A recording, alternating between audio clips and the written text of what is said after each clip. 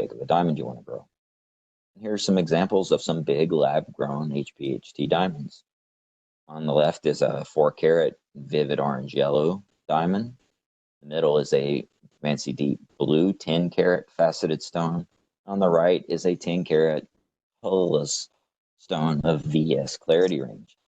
So 6, 7, 8 years ago, we would have told you that if you see a diamond that's over a couple carats faceted, there's no danger it can be lab grown because they just can't grow them that big. I think this shows that in the last several years, technology has improved to the point that any size diamond has the potential to be a lab grown diamond. Sort of interestingly as well, this diagram, which increases from year 2007 to 2016 on the horizontal axis, it's showing the percentage of different colored HPHT lab-grown diamonds. Notice that early on, and this is the case since they've been introduced, orange and yellow colors dominated, but technological advancements have allowed growers to remove nitrogen impurities, and nitrogen is very common in the atmosphere, so it's very easily incorporated.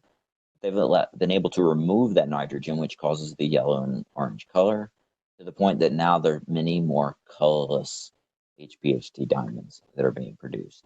And today, that is probably the most common thing that's being grown by this method. Not only that, technology has improved to the point that it used to be that they could only grow a single lab-grown diamond in each one of those presses that I showed you. Now they can grow many all at the same time. Each of these stones is multiple carats in size, and they're all grown in the same press at the same time over the same time period. So this is an important advancement. It allows a lot more diamond to be grown. A couple of years ago, we were shown this crystal from a company called New Diamond Technology in Russia. To my knowledge, it's still the largest one that we have seen. It's 103.5 carats. It's not a lot to look at, and it is yellow, mind you, but this is where the advancement and growth has come by this method. This was grown in 2 weeks in late 2018, but it's 103 carats, which is just absolutely amazing. I wouldn't be surprised if the same crystal can be grown larger today and even closer to being colorless. But I wanted to give you a perspective on the largest that we've seen. Contrast that with what's really of concern in the diamond industry right now, and that is very, very small lab-grown diamonds by the HPHT technique. You see a bunch here on the lower left. Each one of these little crystals is 5 to 6 points, sometimes even less, 2 to 3 points in size. Individual HPHT lab-grown crystals. They're actually grown in these green presses that I showed you the video of earlier, and they can grow tens of thousands of carats of these things each month. It's pretty amazing. Most of this growth goes on in China, but it is done in other parts of the world as well. Each of those little crystals looks like this. It starts out with an industrial quality seed, which is even smaller. Notice the scale bar. This is about 1/2 millimeter.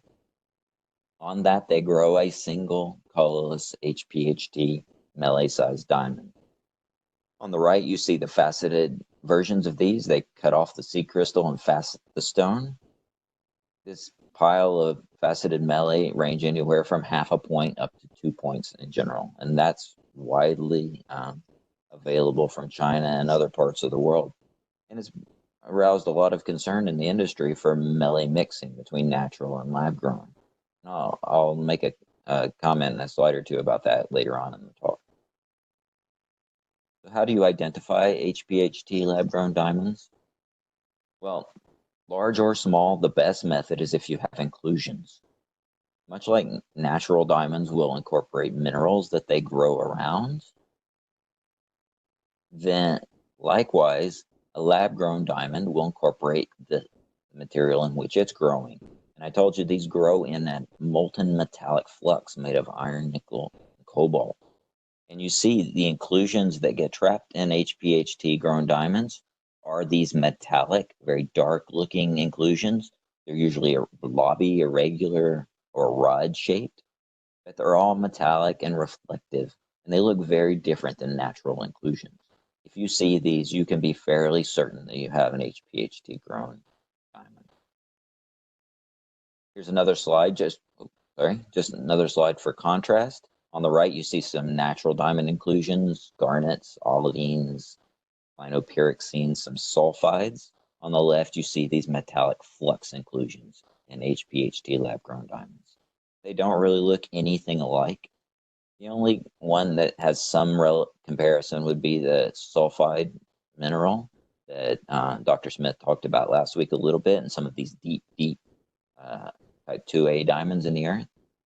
But these inclusions tend to expand and cause fractures that graphitize and are filled with dark material in natural diamonds, and they tend not to do that in lab-grown diamonds. So even if you see a metallic-looking inclusion, it's almost always going to have one of these dark halo fractures around it if it's in a natural diamond. So not all diamonds have inclusions in them. We know that, both natural and lab-grown. So we need more than just that. And this comes back to the morphology. Remember I showed you the octahedron and the cube octahedron. Well, here are some natural diamonds, that most of which grow either as octahedra like this one, or over time in the earth, they partially dissolve, called resorption, and they become dodecahedra or more rounded shapes. But there are all some variation, excluding some of these very deep type 2 diamonds, which are often very irregular, like the one in the upper right. But what you do notice is none of the natural diamonds have this nice, consistent cube octahedral shape that you see from the stones on the left, all of which are high pressure, high temperature lab-grown diamonds. You have flat cube faces, angular octahedral faces mixed together in all of the crystals. Well, you're probably not going to be fortunate enough to see too many lab-grown crystals. The stones are usually already faceted. So what does this help us? It tells us that the external shape of the crystal is reflected in the internal growth of the crystal. And so on the left here, you have a cube octahedral schematic. If we slice it vertically, we can see that from the seed crystal, we have cube faces growing up, octahedral faces growing at an angle, and faces in between.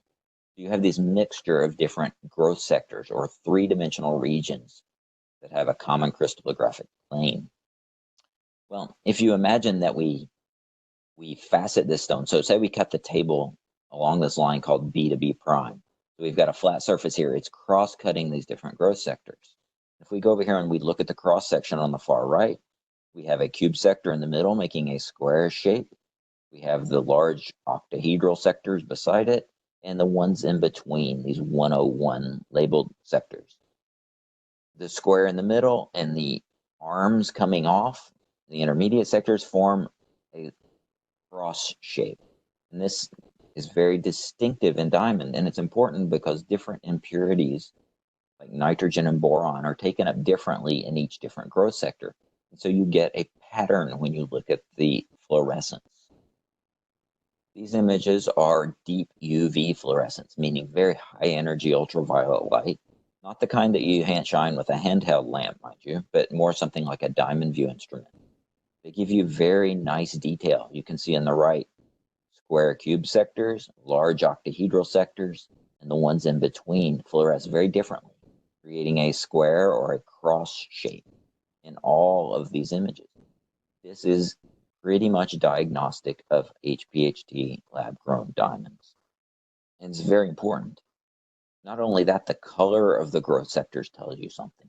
When you see sort of green or bluish green fluorescence, then you know that you're probably dealing with a lab-grown diamond. And if you turn the UV source off and the diamond's still glowing, still emitting light, called phosphorescence, another very, very strong sign you're dealing with an HPHT lab-grown diamond. Very, very, very, very few natural diamonds have these properties. Here's some examples. These are some colorless HPHT lab-grown diamonds. Hopefully you can see the pattern, that the less fluorescent square and arms in each one. If you can't, they're drawn in for you. The cube and the octahedral growth sectors to make a cube octahedral growth form, and then the strong phosphorescence seen in the lower left-hand corner. All of these are good indicators. indicators. that you're dealing with a lab-grown diamond. So How does that compare to natural diamonds? Well, here's some examples. At the top are some more of those HPHT lab-grown stones. Most natural diamonds that show good patterns show squares, and this is what you get when you cross-cut an octahedron. Remember, an octahedron has 8 sides, and its cross-section is a square.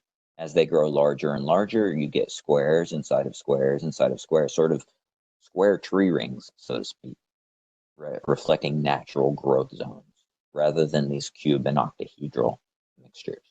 So they're very distinctly different in this deep UV fluorescence. Well, not everyone has access to a deep UV device. We understand that.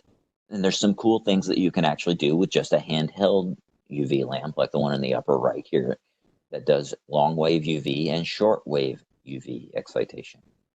What we've discovered over the years looking is that the vast majority, over the last decade, 98% of the colorless HPHT lab-grown diamonds that we've seen do not fluoresce to long wave UV, but most of them do fluoresce to short wave UV. That means that if you see a short wave UV reaction that's stronger than a long wave UV reaction, you're probably dealing with a lab-grown diamond. Fortunately, this is going to hold true for all types of lab-grown diamonds, and it is the exact opposite of natural diamond. Natural diamond tends to fluoresce. If it fluoresces at all, it fluoresces to long wave UV and very little to short wave. So the takeaway point here is if the short wave UV reaction is stronger than long wave, you should be very worried that you might have a lab-grown diamond. But we mentioned phosphorescence as well, and it shows up to the short wave component of these handheld lamps. If you put the short wave UV light on your diamond and you turn it off and the diamond still glows, it's phosphorescing. This is a very good sign that you're dealing with a lab-grown diamond. This reaction is called by trace amounts of boron impurities in the diamond that are incorporated during growth in the laboratory. Only a very tiny, less than 1% of natural diamonds will have these types of features, and when they do, they're not as intense as they are in lab-grown diamonds, so you're very unlikely to ever see that in a natural diamond. Another trick you can use with a microscope is something called cross-polarized filters. It's investigating a property called birefringence, or the amount of strain in the diamond. If you take two polarizing filters, similar to what you get in polarizing sunglasses, and if you hold them on top of each other and you rotate one of them, at some point, looking through them, it becomes black because no light's allowed to pass. Because polarizers have different orientations. And when you perfectly cross those orientations, light cannot come straight through. So diamond is an isotropic mineral. This means that effectively that if you shine light through it in different directions, the light passes through at the same speed in all those directions. So if you put an absolutely perfect pure diamond underneath, in between two cross polarizing plates, you won't see any pattern. It'll be dark as you look through. But natural diamonds, because they reside deep in the earth, they're under lots of pressure and temperature. They get strained, meaning their atoms are twisted and moved a little bit. They're not perfectly isotropic anymore. So as a result, when you put a natural diamond between cross-polarizing lights, some of the light gets bent a little bit and is able to pass through the upper polarizer. So you get patterns like those seen on the left two images. Usually either linear or crisscrossing with different colors ranging from gray or blue to pink or yellow, depending on how much the diamond has been strained. The nice thing is HPHT lab-grown diamonds do not experience any of that strain. And so when you put them under cross polars, you see no pattern, like the samples on the right here. See, there's a very distinct difference between the two. This lack of strain pattern is a strong indicator of lab-grown HPHT diamonds. Now I'm going to talk about CVDs in a bit, and unfortunately this doesn't apply because the CVD growth process will produce patterns similar to natural. But if you see no strain pattern, then you can be fairly sure you're dealing with a lab-grown HPHT grown diamond. All right, speaking of CVD, let's